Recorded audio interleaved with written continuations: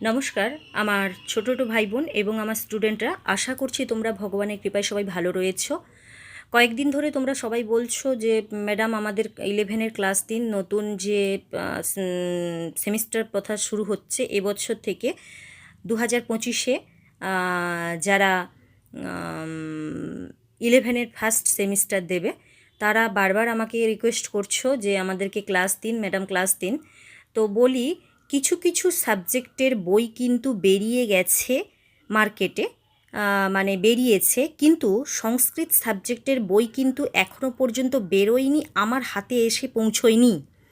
আমি খোঁজও করেছিলাম, এখনও পর্যন্ত কিন্তু সংস্কৃতের বই বেরোয়নি।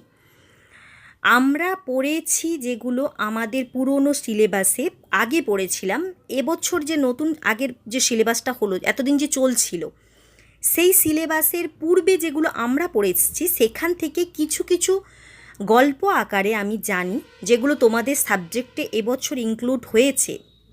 যারা এবছর প্রথম নতুন সিলেবাসে পড়বে ইনক্লুড হয়েছে, সেখান থেকে আমি তোমাদেরকে গল্প আকারে বলতে পারি দু একটা বিষয় যেটা আমার জানা রয়েছে, সেটা আমি বলতে পারি, কিন্তু আমার কাছে এখনও বই এসে পৌঁছায়নি, তাই তোমাদেরকে ধরে ধরে পড়া দিতে পারছি না। কি কয়েকটা বোন ভাই রিকোয়েস্ট করেছে, তাই আমি আজকে তোমাদের ফার্স্ট নির্বাচিত অংশ, যেটা গদ্য থেকে উপমন্যু কথা, সেই উপমন্যু কথা বৈয়াসিক মহাভারতের যে আদি পর্বের অন্তর্গত উপমন্যু কথা, সেইটা তোমাদেরকে গল্প আকারে আজকে কিছুটা বলছি গল্পের ছলে। যদি তোমরা সেটা মানে শুনতে পারো সেই গল্পটা, তাহলে কিন্তু তোমাদের পড়াটা হয়ে যাবে। এবার এইখান থেকে কতটা তোমাদের পাঠ্য আছে সেটা কিন্তু আমি জানি না, তাই তোমাদেরকে শুধু জাস্ট গল্পটা বলে রাখছি আজকের জন্য। তোমরা ক্লাসের জন্য খুব মানে বলছো ম্যাডাম দাও দাও, তাই দিচ্ছি।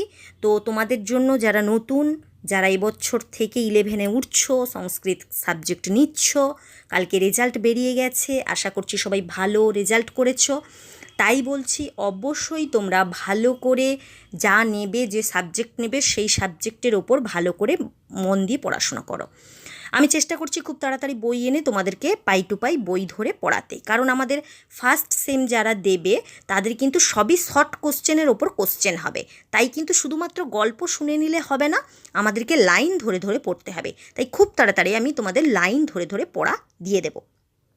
চলো তাহলে, যারা নতুন রয়েছো, এবছর 11-এ উঠছো, তাদের উদ্দেশ্য বলবো অবশ্যই আমার চ্যানেলটাকে সাবস্ক্রাইব করে নাও। আর যদি সাবস্ক্রাইব করে নিতে পারো এবং অল নোটিফিকেশানটাকে অন করে দিতে পারো, তাহলে কিন্তু আমি যখনই তোমাদের ক্লাস নিয়ে উপস্থিত হবো সময় মতো পেয়ে যাবে। আমি চেষ্টা করব, যেহেতু নতুন সিলেবাস, তোমাদেরকে ক্লাস দিতে বেশি বেশি করে, যাতে তোমরা ভালো নাম্বার তুলতে পারো, 100-এর 100% নাম্বার তুলতে পারো। চলো কথা না বাড়িয়ে তাহলে আমরা আজকে আমাদের উপমন্যু কথা যে আমাদের চ্যাপ্টারে রয়েছে, তার কি গল্পটা রয়েছে মহাভারতের আদি পর্বে, সেটা আমরা জেনে নেব। তাহলে উপমন্যু কথা কার লেখা? না মহাভারত যিনি লিখেছেন কে? না বৈয়াসিক মহাভারত যিনি লিখেছেন সে কে? না বেদব্যাস, কৃষ্ণদ্বৈপায়ন বেদব্যাস। সেই বেদব্যাসের লিখা মহাভারতের আদি পর্বের যে উপমন্যু কথা গল্পটা রয়েছে, সেটা হলো এই রকম। একজন ঋষি ছিল, সেই ঋষির নাম হচ্ছে ঋষি ধৌম। সেই ঋষি ধৌমের 3জন শিষ্য ছিল। 3জন শিষ্য কে কে? এক হচ্ছে উপমন্যু, 2 হচ্ছে আরুণি এবং 3 হচ্ছে বেদ। এই 3জন ছিল তাঁর শিষ্য। এবার আগেকার দিনে আমরা জানি গুরুকুল প্রথা ছিল, গুরুর বাড়িতে থেকে পড়াশোনা করতে হতো এবং পড়াশোনার লাইফ শেষ হলে তারপরে তারা আবার তাদের পরিবারে ফিরে যেতে পারত। এইবার সেখানের এই 3জন যে তার বেদ, আরুণি, উপমন্যু, এই 3জনের মধ্যে যে 3জন ছিল, 3জনের মধ্যে গুরুর সারাদিনের যে কাজ তার ভাগ করা থাকতো 3জনের ভেতর, কোনটা কে করবে। এদের মধ্যে উপমন্যু একটু হৃষ্টপুষ্ট, মানে শরীর স্বাস্থ্য ভালো ছিল, তাই ঋষি অর্থাৎ আমাদের যে ধৌম, তিনি কি করেছেন না উপমন্যুকে বলছেন যে উপমন্যু, সবাই যা খায় তুমি তো তাই খাও, তাহলে তুমি কেন এত স্থূল হয়ে যাচ্ছে, তোমার শরীর এত কেন স্থূল হয়ে যাচ্ছে, অর্থাৎ তুমি কেন এত মোটা হয়ে যাচ্ছ। তখন উপমন্যু বলছে যে গুরুদেব, আমি আপনাকে যে ভিক্ষা করে নিয়ে আসি, আর আগেকার দিনে নিয়ম ছিল গুরুকুলে থাকা মানে শুধুমাত্র পড়াশোনা করা নয়, ফ্যামিলিতে যা যা কাজ করতে হয় গুরুর ফ্যামিলিতে সমস্ত করতে হতো। অর্থাৎ আগেকার দিনে যারা গুরু হতো তাদেরকে ভিক্ষা করে খেতে হতো। তাই ওই শিষ্যদেরকে ভিক্ষা করতে যেতে হতো, বন জঙ্গলে কাঠ কাটতে যেতে হতো, জঙ্গল থেকে খাওয়ার রান্না করার জন্য কাঠ সংগ্রহ করতে হতো। তারপরে তোমার শিষ্যদের যে গাভী ছিল সেই গাভী চড়াতে হতো। এগুলো সমস্ত কাজের ভেতর ছিল, অর্থাৎ তার শিক্ষা জগতের ভেতর এগুলো ছিল। তো কি হলো না, সেই ধৌম কি বলল যে তুমি কেন এত হৃষ্টপুষ্ট হয়ে যাচ্ছ? তখন উপমন্যু বলল যে গুরুদেব, আমি প্রথম যে ভিক্ষা গ্রহণ করি, সেই বাড়ি থেকে ভিক্ষা করে নিয়ে আসি, সেই ভিক্ষাটা আমি সমস্তটা আপনাকে দিয়ে দিই, কিন্তু আমি দ্বিতীয়বার যে ভিক্ষা করতে যাই সেই ভিক্ষান্নটা আমি কি করি না গ্রহণ করি, তাই আমি স্থূল হয়ে যাচ্ছি। এই কথা শুনে তখন তার যে গুরুদেব ধৌম, তিনি বললেন যে না, তোমার তো দ্বিতীয়বার ভিক্ষা করা উচিত নয়। যদি তুমি দ্বিতীয়বার ভিক্ষা করো তাহলে প্রথমবারের যারা মানে তুমি যে তোমার ভিক্ষা করার পর দ্বিতীয়বার ভিক্ষা করতে যাচ্ছ, আর যারা রয়েছে তাদের ভিক্ষাকৃত অন্ন তুমি নিয়ে যাচ্ছ, তাহলে তারা আর ভিক্ষা করতে পারবে না, তারা খেতে পারবে না। এই কথা বলতে তাকে কি করলো, ধৌম বলল তুমি কাল থেকে ভিক্ষা বৃত্তি আর করবে না। তুমি কি করবে না, তুমি গরু চড়াতে যাবে। আমার যে সমস্ত গরু রয়েছে, গাভী রয়েছে, সেই গাভীদেরকে বনে নিয়ে যাবে চড়াতে। তো উপমন্যু সেইরূপ ঋষি ধৌমের কথা শুনে তিনি কি করলেন না, পরের দিন থেকে গাভী চড়াতে গেলেন। এবার গাভী চড়াতে যাওয়ার পর কিছুদিন গেল, ধৌম দেখল যে উপমন্যু সেই একইভাবে কিন্তু সেই স্থূল অর্থাৎ মোটা হয়ে রয়েছে। যখন দেখলো উপমন্যু সেই মোটা হয়ে রয়েছে, তখন উপমন্যুকে আবার ধৌম জিজ্ঞেস করলো, আচ্ছা তুমি তো এখন ভিক্ষাবৃত্তি করছো না, আর তুমি তাহলে এখনো পর্যন্ত হৃষ্টপুষ্ট কী করে আছো? তখন উপমন্যু বলল যে গুরুদেব, আমার যখন খিদে পায় তখন আমি গরু যে দুগ্ধ, সেই দুগ্ধ আমি পান করি, তাই আমি মোটা হয়ে গেছি। তখন উপমন্যু বলল, মানে যে ধৌম ঋষি বলল যে না, এটা তো তোমার করা উচিত নয়, ওটা তো একমাত্র তোমার যারা বাছুর মানে গোবৎস, গরুদের যে বাছুর তাদেরই খাওয়ার দ্রব্য, তোমার খাওয়ার দ্রব্য নয়। তুমি যে খেয়ে নিচ্ছ তাদের তো কম পড়ে যাবে, তুমি কেন খাচ্ছ? এটা তো তোমার খাওয়া উচিত নয়, তুমি তোমাকে জিজ্ঞেস করে খাওনি, তুমি কাল থেকে এটা করতে পারবে না। তখন উপমন্যু বলল, ঠিক আছে গুরুদেব, আপনি যা বলছেন তাই হবে। পরের দিন থেকে আবার গরু চড়াতে গেল, কিছুদিন গেল, কিন্তু সেই ধৌম দেখল যে সেই উপমন্যু সেই হৃষ্টপুষ্ট রয়েছে।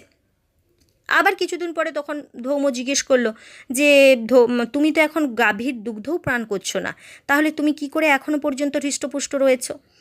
তখন ওই উপমন্যু তখন বলল যে গুরুদেব, আমি এখন গাভীর দুগ্ধ পান করছি না, কিন্তু যে বাছুররা তার মায়ের দুগ্ধ খাওয়ার পর যে ফেনা তুলে, সে ফেনা যে বের করে, সেই ফেনাটা খেয়েই আমি এইরকম হয়ে আছি। তখন ধৌম বলল, তোমার তো ফেনা খাওয়া উচিত নয়, তুমি তো আমাকে বলে খাওনি, এবং তুমি যে যে ফেনা খেয়ে নিচ্ছ, তোমার ওপর বাছুরদের ভালোবাসার জন্য তারা তাদের খাওয়ারটাকে মানে ফেনা হিসেবে বের করে দিচ্ছে যাতে তুমি খেতে পারো, কিন্তু তোমার তো এটা খাওয়া উচিত নয়, তুমি তো আমাকে বলে খাও না, আর এটা খেলে তো তাদের কম পড়ে যাবে, তুমি কাল থেকে এটা করতে পারবে না, তুমি এটাও করতে পারবে না। এই কথা শুনে তখন উপমন্যু বলল, ঠিক আছে গুরুদেব, আমি তাহলে আর কাল থেকে ফেনা খাবো না। আবার কিছুদিন কি করলো না, উপমন্যু গরু চড়াতে গেল, এবং গাভী যখন চড়াতে গেল, গিয়ে কি করলো না, উপমন্যুর প্রচুর খিদে পেল। এবার খাবে কি? তখন খিদার জ্বালা সহ্য করতে না পেরে সে কি করলো না, বনের কিছু পাতা তুলে খেয়ে নিল, এবং সেই পাতাটা ছিল এমন এক পাতা যার জন্য উপমন্যুর চোখের দৃষ্টি চলে গেল। এবার চোখের দৃষ্টি চলে যাওয়ার পর উপমন্যু আর কিছু দেখতে পেল না। সে কী করলো না, গাভীদের নিয়ে আর ফিরে যেতে পারল না। সে গাভীদের নিয়ে যেতে যেতে একটা রাস্তাতে কুঁয়ো ছিল, সেই কুঁয়াতে কী করলো না, পড়ে গেল, পতিত হলো। এবার সে কুঁয়ার মধ্যে যখন সে পতিত হয়ে গেল, পড়ে গেল, সে তো আর চোখে দেখতে পায় না, উঠতে পারবে না, তখন সেখানেই পতিত হয়ে রইল। এবার ঋষি ধৌম যখন সন্ধেবেলা বাড়ি ফিরে এলো, তার সমস্ত যে শিষ্য, দুজন শিষ্য বেদ এবং আরুণি ফিরে এসছে, কিন্তু উপমন্যুকে দেখতে পাচ্ছে না। তখন জিজ্ঞেস করলো উপমন্যু কোথায় গেল। তখন বলছে তো গরু চড়িয়ে এখনো পর্যন্ত বাড়ি আসে না। তখন দুজন শিষ্যকে নিয়ে ঋষি ধৌম কী করলেন না, খুঁজতে বের হলেন কোথায় রয়েছে উপমন্যু। হয়তো ভাবলো উপমন্যু, তখন ধৌম ভেবেছে যে খিদার তাড়না সহ্য করতে না পেরে উপমন্যু তাহলে পালিয়ে গেছে। এ কথা ভেবে সে কী করলো না, ধৌম তিনি কী করলেন, তার দুজন শিষ্যকে নিয়ে খুঁজতে গেল। খুঁজতে খুঁজতে তার নাম ধরে ডাকতে ডাকতে যখন যাচ্ছে, তখন দেখতে পেল তার নামের ধরে ডাকাতে একটা সেই কুঁয়ো থেকে আওয়াজ এলো যে গুরুদেব, আমি এখানে পতিত হয়েছি। কেন না, আমি চোখে দেখতে পাই না, তাই পতিত হয়েছি। গুরুদেব কাছে এলো, বলো কিভাবে তুমি পড়ে গিয়েছো এই কুঁয়োতে? বলছে আমি খিদার তাড়না সহ্য করতে পারি না, তাই বনের কিছু পাতা খেয়েছিলাম, সেই পাতাতে আমার চোখের দৃষ্টি চলে যায় এবং আমি কিছু দেখতে না পাওয়ার জন্য আমি এই কুঁয়োর মধ্যে পতিত হয়েছি। এই কথা শুনে তখন ঋষি ধৌম বলছে, তো এখানে তো আমি কিছু করতে পারবো না, তুমি এক কাজ করো, এর উপায় একটাই রয়েছে, তুমি আরুণিদয়ের মন্ত্র উচ্চারণ করো এবং আরুণিদয়কে সন্তুষ্ট করো, তাহলে তোমার চোখ ঠিক হয়ে যাবে। আরুণিদয় বলতে কি, আগেকার দিনে আমাদের যে এখন যেমন চিকিৎসা শাস্ত্রে ডাক্তার রয়েছে, আগেকার দিনে বেদের সময়ে বা আগেকার যে বৈদিক যুগে, তখন কিন্তু দেবতাদের যে ডাক্তার ছিলেন তাঁরা হলেন আরুণিদয়, অর্থাৎ অশ্বিনী কুমারদ্বয়, সরি ভুল বললাম একটু, অশ্বিনী কুমারদ্বয়। দুজন কুমার ছিল যারা কি করতো না, বৈদ্য, আমাদের যেমন ডাক্তার ছিল, দেবতাদের ডাক্তার হচ্ছে অশ্বিনী কুমারদ্বয়। সেই অশ্বিনী কুমারদ্বয়ের মন্ত্র উচ্চারণ তুমি করো, যদি তাঁরা সন্তুষ্ট হয় তাহলে তোমার চোখের উপাচার হতে পারে।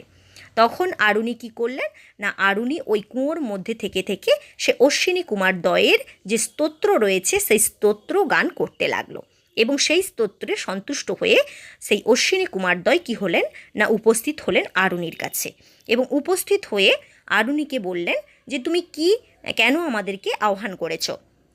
তখন উপমন্যু, আরুণি নয়, উপমন্যু তখন বলল যে প্রভু, আমার চোখের দৃষ্টি চলে গেছে এই পাতা খেয়ে, আমাকে এমন কিছু দান করুন যাতে আমি চোখের দৃষ্টি আবার পুনরায় ফিরে পাই।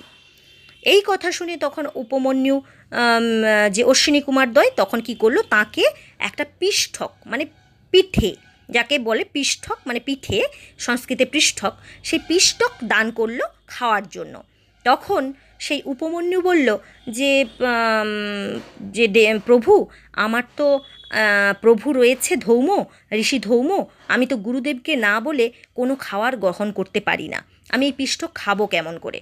তখন অশ্বিনী কুমারদ্বয় বলল যে তোমার যে গুরু, তিনিও একদিন এরকম হয়েছিল, তখন আমাদের দ্বারস্থ হয়েছিল এবং আমরা এভাবে পিষ্ঠক দিয়েছিলাম, তিনি ভক্ষণ করেছিল এবং ভক্ষণ করার পর তিনি ভালো হয়ে গিয়েছিল, অতএব তুমি এটা খেতে পারো, কোনো অসুবিধা নেই, তোমার গুরুদেব কিছু বলবে না।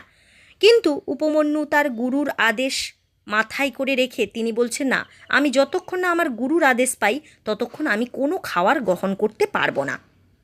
এই কথা শুনে গুরুর প্রতি তাঁর যে ভক্তি ভালোবাসা দেখে অশ্বিনী কুমারদ্বয় খুবই কি হলো না, প্রসন্ন হয়ে গেল এবং প্রসন্ন হয়ে কি করলো না, অশ্বিনী কুমারদ্বয় সে উপমন্যুর চোখ ফিরিয়ে দিল এবং বলল, তোমার এই গুরুভক্তি সমস্ত দেশে সমস্ত কালে কিন্তু সবাই জানবে। এবং সেই কথা শুনে অশ্বিনী কুমারদ্বয়কে প্রণাম করে সে কী করলো না, গুরুর কাছে ফিরে গেল এবং গুরুর কাছে গিয়ে সমস্ত বৃত্তান্ত খুলে বলল। খুলে বলার পর তখন ঋষি ধৌম কী করলো না, উপমন্যুকে আশীর্বাদ করলো, তোমার এই যে গুরুভক্তি, এটা মহাভারতে বা তোমার যে যতদিন পর্যন্ত সমস্ত পৃথিবীর ভেতর সাগর নদী পর্বত থাকবে, ততদিন পর্যন্ত তোমার এই কৃতিত্ব সমস্ত মানুষের মুখে মুখে প্রচারিত হতে থাকবে। এই বলে আশীর্বাদ প্রদান করল কে না, ঋষি ধৌম। এই হচ্ছে আমাদের 11 টপিকের গদ্যাংশের প্রথম টপিক, ফার্স্ট সেমের উপমন্যু কথা। আজ আমরা গল্পের ছলে তোমাদের বলে দিলাম, পরের দিন যখন পাঠ শুরু হবে আমি বই পেয়ে যাব, তোমাদের অবশ্যই লাইন ধরে ধরে পড়াবো, কারণ এখান থেকে তোমাদের MCQ SAQ কোশ্চেন আসবে। চলো, যতক্ষণ না নতুন ভিডিও নিয়ে আসছি ততক্ষণ অবশ্যই তোমরা ভালো থাকবে, সুস্থ থাকবে, আর আমার যদি গল্প ভালো লেগে থাকে, আমার ক্লাস ভালো লেগে থাকে, তাহলে অবশ্যই আমার চ্যানেলটাকে সাবস্ক্রাইব করে দিও এবং অবশ্যই আমার পাশে থাকো। তোমরা পরীক্ষাতে 100% নাম্বার পাবে, এটা আমি গ্যারেন্টি দিচ্ছি। চলো, আজ রাখলাম। পরবর্তী সময় আবার তোমাদের চ্যাপ্টারের যদি কোনো অধ্যায় আমার জানা থাকে, আমি অবশ্যই তোমাদের সামনে নিয়ে উপস্থিত হচ্ছি।